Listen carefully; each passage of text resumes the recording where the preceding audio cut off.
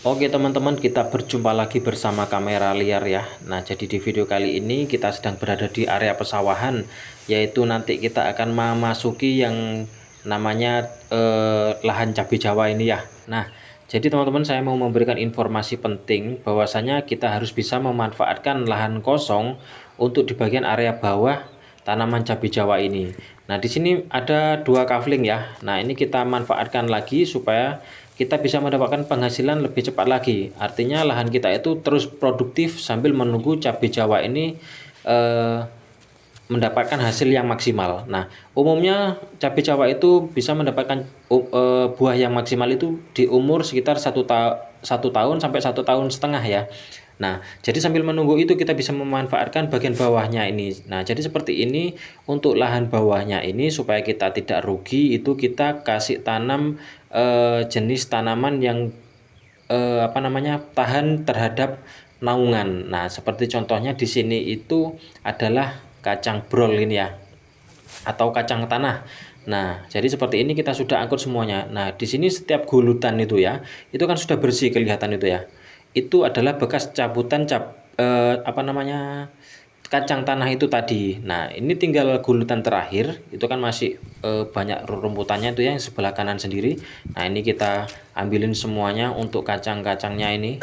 Nah, tuh coba perhatikan, ada beberapa yang sudah memang kita pisahkan dari daunnya. Nah, sehingga nanti itu bisa produktif, teman-teman ya. Tanah kita itu selalu produktif untuk bagian bawahnya. Kemudian yang kedua, itu kita tidak rugi ketika kita menyiangi rerumputannya atau mencabut gulmanya itu ya. Jadi kita tidak rugi karena memang sambil menunggu pertumbuhan cabai Jawa itu kan nanti yang namanya rerumputan itu kan tumbuh terus kan ya. Nah, kita harus membersihkan terus supaya kita itu tidak rugi kerja membersihkan saja tetapi kita tidak mendapatkan hasil. Ya, salah satu opsi contohnya yaitu kita kasih tanam bibit kacang tanah seperti ini. Nah, di sini kita sudah dapat banyak ya, itu yang dibawa pulang itu sekitar 2 karung, kemudian yang terakhir ini 1 karung kecil ya. Nah, itu sekitar dapat 2 karung setengah di tanah 2 kapling. Nah, jadi seperti ini kita mau pisahkan dulu semuanya.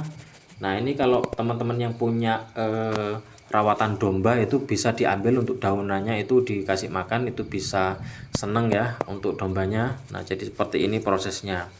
Kemudian untuk faktor lagi ya. Nah, eh, selain penanaman kacang seperti ini itu bisa juga ditanami seledri ya, seledri ataupun marakot dan lain-lainnya, itu pokoknya jenis tumbuhan yang mampu terhadap naungan sehingga kita tidak rugi ya.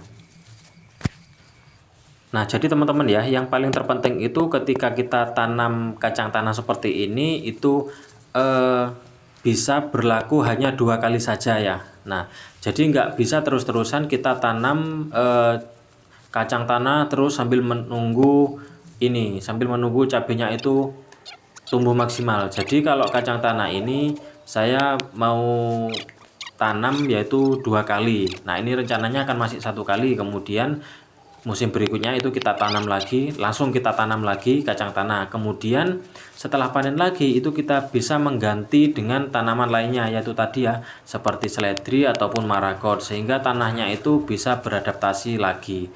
Dan juga ini cabai Jawa itu nggak harus ini ya, nggak harus terus dinaungi oleh ininya, oleh tiangnya ya. Pasti nanti kita akan juga buka yang namanya pemangkasan dari dedaunannya, karena juga selama 1 tahun setengah itu cabai Jawa itu juga butuh buah ya. Kita juga butuh buah dari hasil proses pertumbuhannya. Jadi nggak harus nunggu 1 tahun, itu kita harus bisa menyetel terhadap cuaca terhadap cabai Jawa itu sendiri, sehingga nanti cabenya itu tumbuh perlahan sambil berbuah gitu teman-teman ya, maksudnya. Nah, jadi ya teman-teman, pokoknya ini kita percepat saja ya untuk proses pemotongannya seperti ini pada saat penanaman cabai Jawa itu, supaya teman-teman itu tidak rugi. Untuk di bagian bawahnya itu harus ditanami jenis tanaman yang bisa dikonsumsi, artinya atau bisa dijual ya. Yang penting jangan ditanamin ganja ya teman-teman. Nah, kemudian yang paling terpenting itu adalah konstur tanahnya itu jangan sampai terlalu basah sehingga nanti akan memperlambat pertumbuhan cabai Jawa. Cabai Jawa ini pertumbuhannya sangat lambat ya. Seperti daun sirih itu kan pertumbuhannya lambat. Kalau dia menetap di tanah yang terlalu lembab itu pasti nanti akan lama untuk pertumbuhannya dan juga daunnya menguning. Nah, ini adalah hasil panen, ada kita pisahkan dari biji yang full 3 brondolan ya.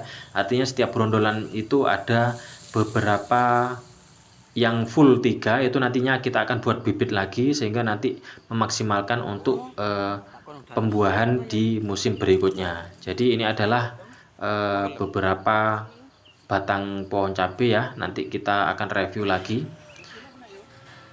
Nah, itu ada 1 karung yang masih belum kita bawa ya. Mungkin itu saja, jangan lupa like dan subscribe. Terima kasih.